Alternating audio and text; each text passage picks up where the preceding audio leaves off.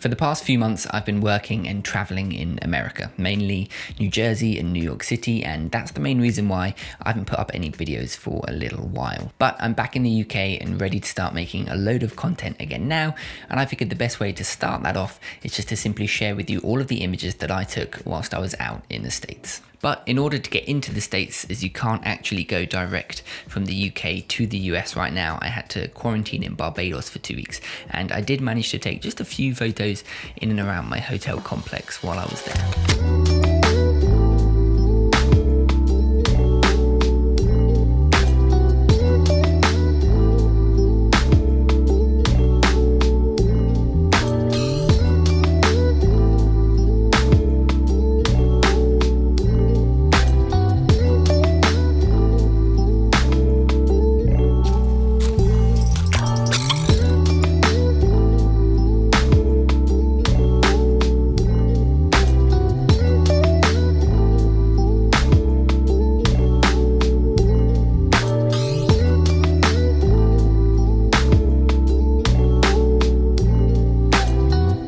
The trip was not designed to be a photography trip at all. I was just visiting friends and catching up with people that, because of the pandemic, I hadn't seen in a couple of years, but I did manage to get out a couple of times in New Jersey in the suburbs and also in New York City and get a few images. All the images that I did take were took with my Contax G1 and the 28mm lens, as that is the only camera that I actually took with me on the trip. This video is going to be a super chill one. I've got, I think, over 130 or something images that I'm going to share with you. I'm just going to put them over some music, narrate a little bit and give you a bit of the behind the scenes of what was going through my head and where exactly I took them. So the first day that I took some photos was actually just walking for an hour or so with my friend Joe in a neighborhood in New Jersey where we were staying.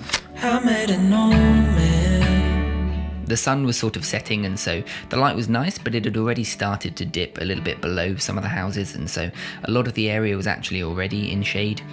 I'm a big fan of this image, mainly just because of the cute little dog's head that's poking out the door that you can just about see in the background. And wrote something for me.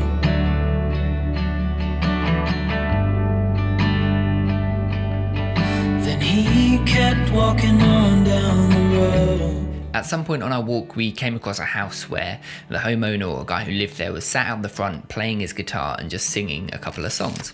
I didn't have the right lens for a portrait really, as I only had my 28mm, but I asked if I could take his picture anyway, and I snapped these couple of shots. Look down at what he wrote. It said, son, when you grow up, you'll be fine. From there, Joe and I then went and stayed with another friend in a different part of New Jersey, similar sort of suburb but a different area, and once again one day the sun was super bright and casting some nice light, so we went for a walk around his local neighbourhood and I fired off some more shots. Stop looking for the answers and you'll find what you've got. I'm a big fan of this image, and I've spent a lot of time looking at it now and still can't work out what it is that draws me to it so much. I think I really just like the balance to the image, with there being multiple layers both front to back with the portaloo, the skip and the house, and then it also works going left to right with those items as well. And I think it's just a great juxtaposition between the brand new perfect home and the overflowing skip and wonky outside toilet. But when I took it at the time, I definitely didn't think that it would end up being one of my favourite shots from the trip. Wrote in my story.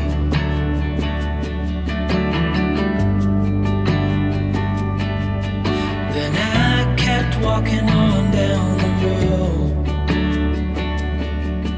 When your time is up, it's time to go.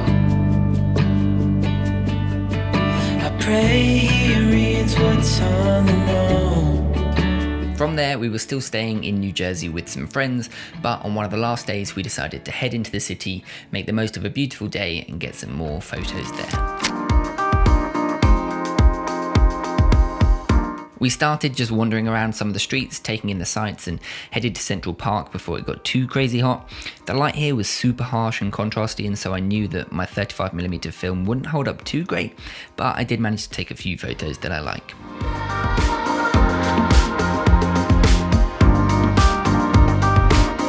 From there, we wandered a little bit more, taking pictures of any interesting architecture or light that drew my eye, but without really fully planning a location that we wanted to head to.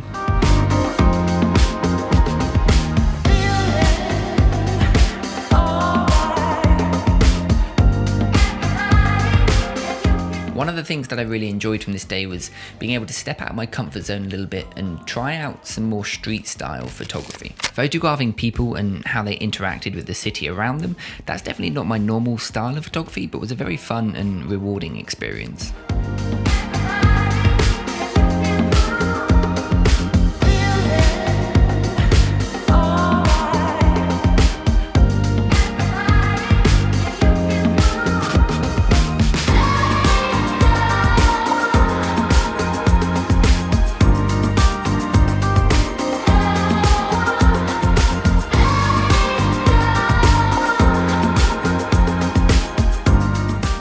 From there, the light was slowly getting nicer, the sun was going down, and Joe and I decided to walk along the Highline and make the most of some of the views and the lovely gardens.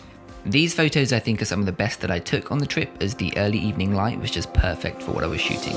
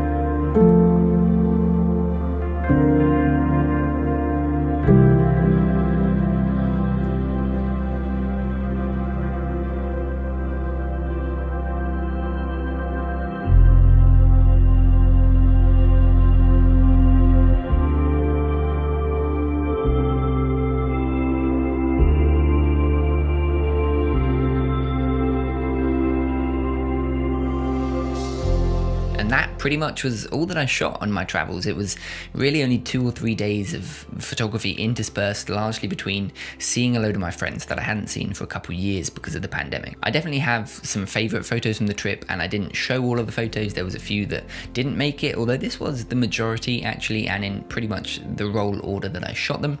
But I thought I'd quickly now just talk about my 5 favourite images and why I like them so much, and some of the more technical stuff behind it that perhaps makes them a good image to me. So this first image is of a lady sleeping on the train from New Jersey to New York City, and I just love how timeless this image feels, capturing a very personal moment, and the sun was pouring in on her perfectly through the window, and I think that made for a really nice image. The next one was a super simple scene near to the entrance of the Highline, but I think the way the light is flooding across the scene and hitting the trailer makes for a really nice image. When I took this, I was a little bit worried about the fencing and would that be super distracting and take away from the image, but I actually think that without the fencing it would almost be too plain and disinteresting a scene, and it draws your eye in a pretty interesting way all the way across the scene, taking everything in. This next scene I was very unsure at first as to whether I liked it or not, but I really liked the warm glow on the trees at the top right of the image, and the wall on the left and fence sort of provide a sense of depth and guide your eyes into the basketball hoop and the weirdly placed donut inflatable, which was obviously what I was aiming to make the main subject of the image. I could have picked so many of the photos from Barbados as the light just looked amazing pretty much all the time, but I went with 2 of my favourites in the end. This first one just feels super timeless to me. I could be looking through my dad's old negatives or slides and find an image just like this. You could get a full story with the sun loungers, the sea in the background, the pool in the lower corner, and the older gentleman sat in the sun looking at his phone, and The light again just makes for such a warm and pleasing tone to the image. This was definitely one of my favorites. And then finally this image, which is the thumbnail for the video, the light and tone of the image just has such a warm and pleasing quality. It's a super simple photograph that doesn't have a whole lot going on compositionally, but sometimes I think they can make for the best photographs to just look at and evoke a real feeling of nostalgia and holiday and warmth. So that was my trip to the US and to Barbados very briefly, and that was pretty much all of the images that I actually took whilst I was out there. There was very few that I didn't end up quite liking and want to share. Now, none of these are, say, super spectacular images, and there's definitely a few that are just super average, but I wanted to share with you pretty much all of the photos that I took, and going through that process and seeing how I would walk around and look at these different compositions and decide to take a photo. But that is everything for this video. I've got another one filmed that'll be coming out super soon, talking all about the Olympus Trip 35, so keep your eyes peeled out for that one. If you enjoyed this one, please feel free to leave me a like. Let me know your thoughts and discussions down in the comments section below. Could be on any of the images or the camera that I shot or the film stocks that I shot. Let me know anything down below, and if you really enjoyed, feel free to subscribe if you want to see more of my content. Stay safe, stay happy, and I'll see you in the next one.